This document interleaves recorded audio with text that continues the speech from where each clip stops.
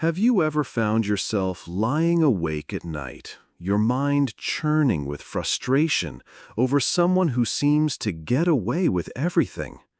Do you sometimes wonder why dishonest people appear to prosper while you struggle to do the right thing? These questions have echoed through human hearts for thousands of years, and they're exactly what King David addresses in Psalm 37, 1 through 2. Fret not thyself because of evildoers, neither be thou envious of the workers of iniquity, for they shall soon be cut down like the grass, and wither as the green herb.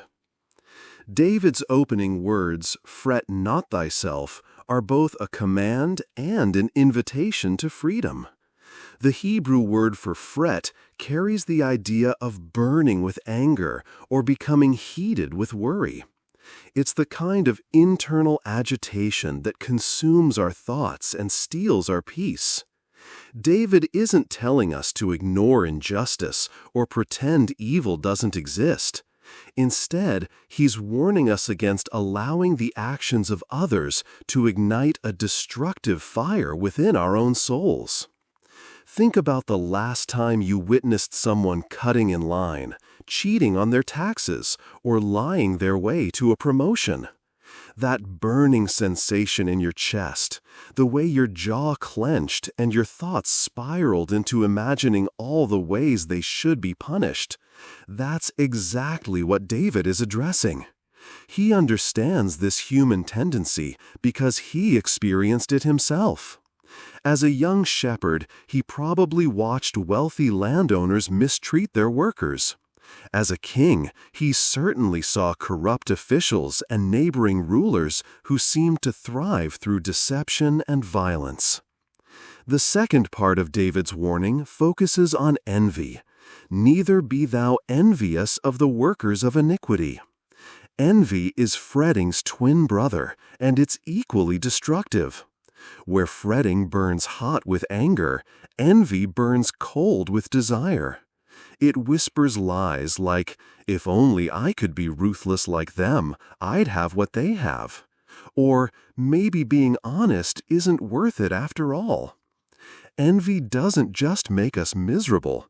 It tempts us to compromise our own character in pursuit of what others have gained through wrong means.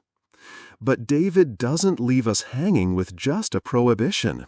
He immediately provides the reason why fretting and envy are foolish. For they shall soon be cut down like the grass, and wither as the green herb. This isn't wishful thinking or a naive hope that bad people always get caught. It's a profound truth about the nature of evil and the way God's universe ultimately works. Consider David's imagery carefully. Grass appears vibrant and green, especially after a good rain. It can grow quickly and cover large areas, making it seem permanent and successful. Yet grass has shallow roots. When the hot sun beats down or drought comes, it's the first to wither.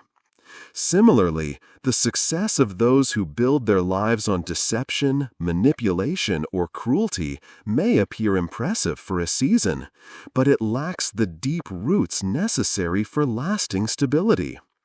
History bears out this principle repeatedly. Empires built on oppression crumble.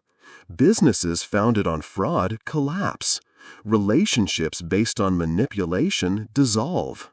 The apparent prosperity of evil is often like a house built on sand, impressive until the storms come.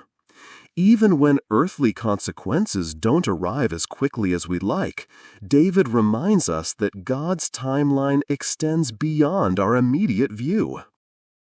This doesn't mean that righteous people never suffer or that evil people never experience temporary success.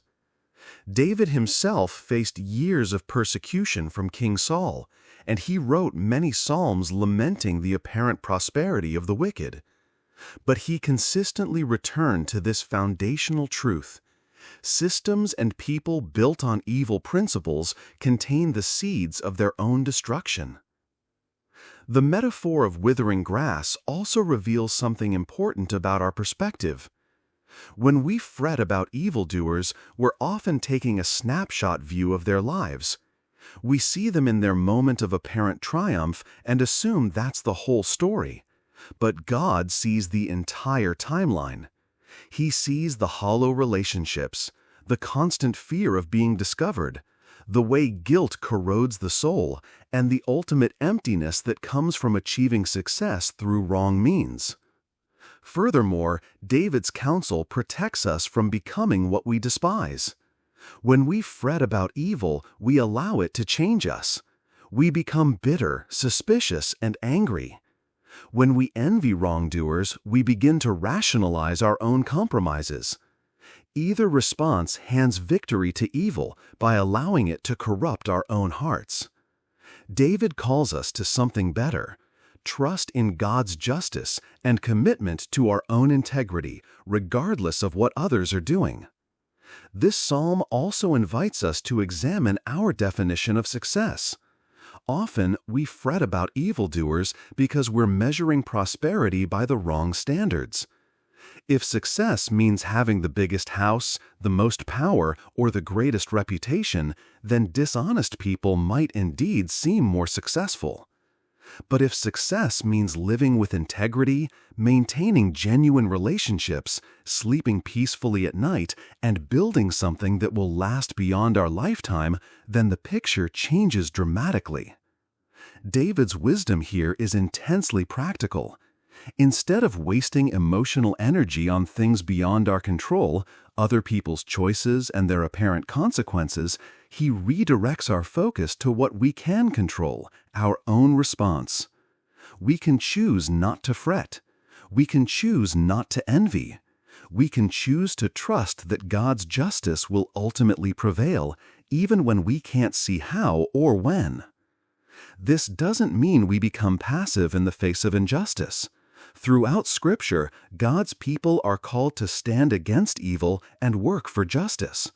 But we do so from a place of peace rather than fretting, from a foundation of trust rather than envy. We act because it's right, not because we're consumed with anxiety about what others are getting away with.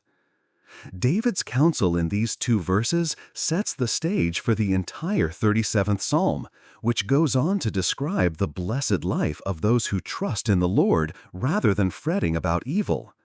It's an invitation to live with the long view in mind, to root our lives in eternal principles rather than temporary appearances, and to find our security in God's character rather than in comparative scorekeeping with those around us. The next time you feel that familiar burning sensation of frustration over someone who seems to prosper through wrong means, remember David's words. That anger will consume you far more than it will ever touch them. That envy will corrupt your own heart while leaving theirs unchanged. Instead, choose the freedom that comes from trusting God's ultimate justice and focusing on your own faithfulness. Like grass under the scorching sun, evil may flourish for a moment, but it cannot endure forever.